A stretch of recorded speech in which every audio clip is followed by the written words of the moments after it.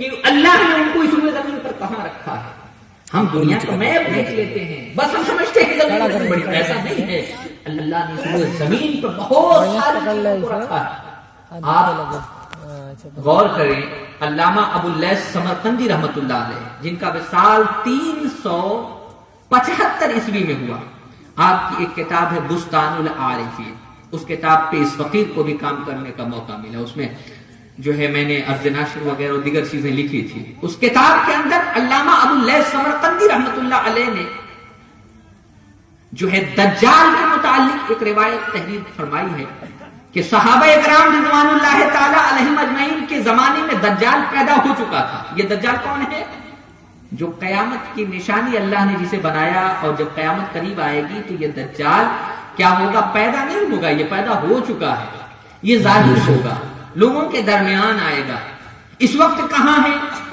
ایک پرانی حویلی ہے جس کے اندر اللہ نے اسے قید کر رکھا ہے. علامہ ابواللیث سمرقندی کہتے ہیں کہ صحابہ اکرام کی جماعت جو بحری جہاز سے سفر کر رہی تھی, سمندری جہاز سے یعنی ناؤ سے سفر کر رہی تھی, فرماتے ہیں کہ ان کی ناؤ اور ان کا جہاز ایک ایسے ٹیلے پہ رکا جہاں پر ایک بڑی سی ان کو عمارت نظر آئی. انہوں نے اپنے جہاز کو اس ٹیلے پہ روک لیا, جزیرے پہ روک لیا. روکنے کے بعد اترے اس جگہ پر, اور جانے کے بعد, اترنے کے بعد اس حویلی کے اندر داخل ہوئے اور آواز لگائی کہ کوئی شخص ہے اس کے اندر. تو آواز لگائی تو کسی کی آواز نہیں آئی. اندر جب داخل ہوئے تو دیکھا کہ ایک شخص زنجیروں میں باندھا ہوا, جس کے بال زمین تک لٹکے ہوئے ہیں, بڑے بڑے بال ہیں, خوفناک اس کا چہرہ ہے. زنجیروں میں باندھا ہوا وہ شخص اس کے اندر موجود ہے. صحابہ کرام رضوان اللہ تعالی علیہم اجمعین نے پوچھا کہ تم کون ہو؟ اس نے کہا کہ میں دجال ہوں. میں کون ہوں؟ میں دجال ہوں. یہاں تک علامہ ابواللیث سمرقندی رحمۃ اللہ علیہ نے بستان العارفین میں لکھا ہے. یہاں روایت مکمل ہو جاتی ہے, اور یہاں پر اس روایت کو لکھنے کے بعد اس بات کو واضح آپ کرتے ہیں کہ دجال کی پیدائش ہو چکی ہے, اور اس کو اللہ نے ایک جزیرے پر کیا ہے رکھا ہوا ہے. صحابہ کو اللہ نے پاور اور طاقت عطا فرمائی تھی تو صحابہ کرام وہاں تک چلے گئے, لیکن صحابہ کے بعد پھر کوئی شخص اس جگہ پر نہیں جا سکا. آج آپ دیکھیں دنیا کا میپ ہی اٹھا کر کہ ایک جگہ ہے برمودا ٹرینگل.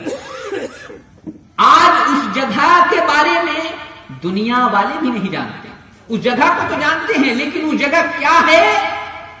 امریکہ والوں نے ریسرچ کے لیے وہاں بھیجا, وہ بھی پھر فلاپ ہو گئے. دنیا کے ہر جاپان والوں نے بھیجا, وہ بھی فلاپ ہو گئے.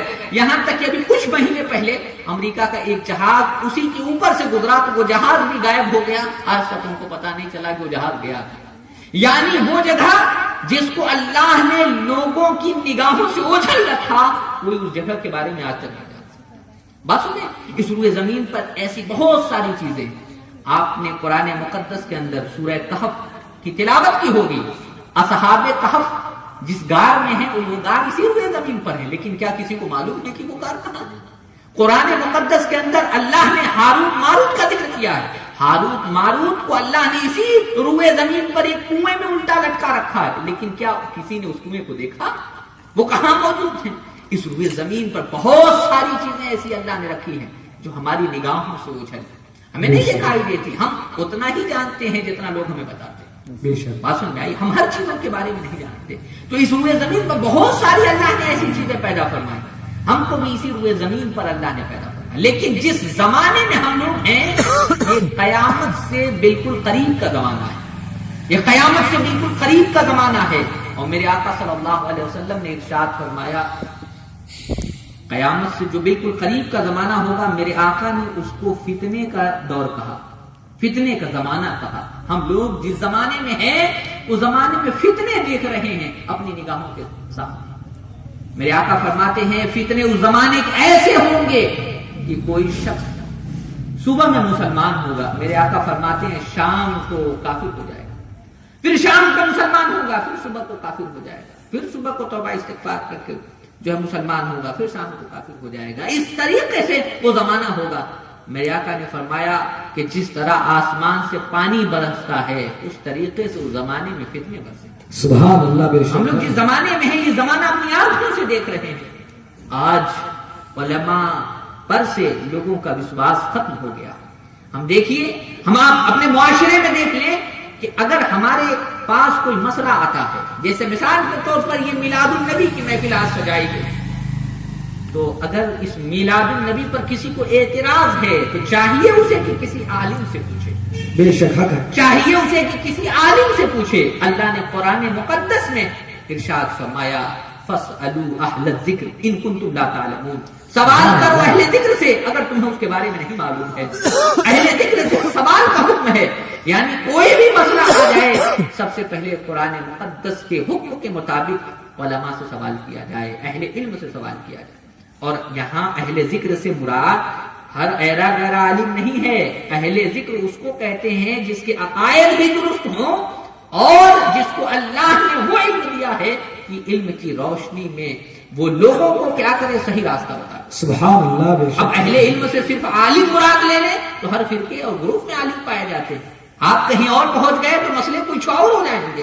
آپ صرف ان کے پاس جائیں. اہل ذکر میں وہ لوگ شامل ہیں جن کے ایمان و عقیدے صحیح ہیں اور ایمان و عقیدے کے ساتھ ساتھ اللہ نے انہیں علم کی دولت. سبحان. نعرہ تکبیر، نعرہ رسالت، مسلک اعلی حضرت، تشکیل میلاد النبی، تشکیل میلاد النبی، نعرہ تکبیر، نعرہ رسالت. بہت خوب. حق ہے. سبحان اللہ.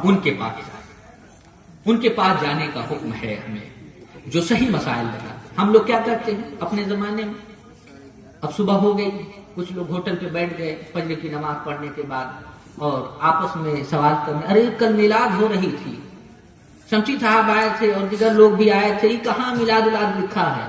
آپس میں اب ڈیسائیڈ کر رہے ہیں. تو ایک تو کہے گا اس میں، ارے ہم تو فیس بک پہ دیکھے نہ لکھا رہا کہ کونوں صحابہ میلاد نہیں کر رہے تھے، تابعین بزرگان دین نے میلاد نہیں کی تھی، تو یہ کہیں منا رہے. اب آپس میں بحث ہوتی رہے. دیکھیے دونوں جاہل اور دونوں بحث کر رہے ہیں. یہ بتائیے کہ اندھیرے میں رہنے والا، دونوں اندھیرے میں ہیں اور دونوں کو راستہ نہیں معلوم ہے اور دونوں ایک دوسرے کو راستہ بتا رہے ہیں اور دونوں کو نہیں معلوم. بس ان میں یہ جہالت ہے. انسان سے گمراہ ہوگا، اس کے علاوہ کچھ نہیں ہوگا. ہمیں چاہیے کہ کسی عالم کے پاس پہنچے، اس سے مسئلہ حل کریں. دیکھیے اسلام کے اندر کوئی بھی مسئلہ آئے گا سب سے پہلے اسے قرآن میں تلاشا جائے گا، بے شک. پھر نبی کی حدیثوں میں تلاشا جائے گا، پھر بزرگوں کی کتابوں میں تلاشا جائے گا، تب قیاس کیا جائے گا.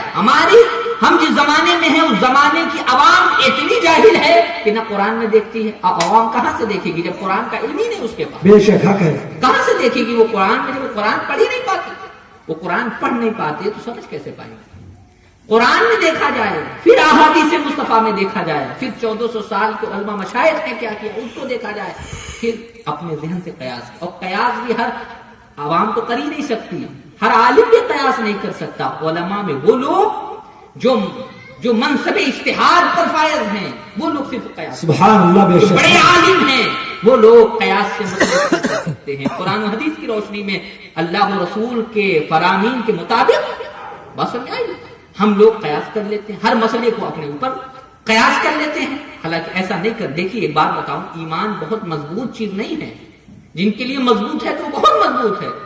ایک جو ہے دھاگا ہے اور ایسا باریک دھاگا ہے کہ ایک لفظ بھی آپ کا ادھر ادھر چلا جائے گا تو ایمان جو ہے، ایمان کی رسی ٹوٹ جائے گی. بے شک. اور ایک بات بتا دوں، اور کبھی بھی کوئی ایمان عقیدے کی جب بات ہو تو اگر سمجھ میں آئے تو بیٹھو، نہ سمجھ میں آئے تو اٹھ جانا چاہیے. اپنا گھوڑا اس میں، اپنی عقل کا گھوڑا اس میں نہیں دوڑانا چاہیے. ایک بات بتاؤں، جب چلیے آپ نے غلط بات بول دی، ایسی بات بول دی جس پر توبہ استغفار تھا، تو آدمی اس کو بہت ہلکا سمجھ کے کہتا ہے چلو توبہ استغفار کرنا ہے، کر لیا.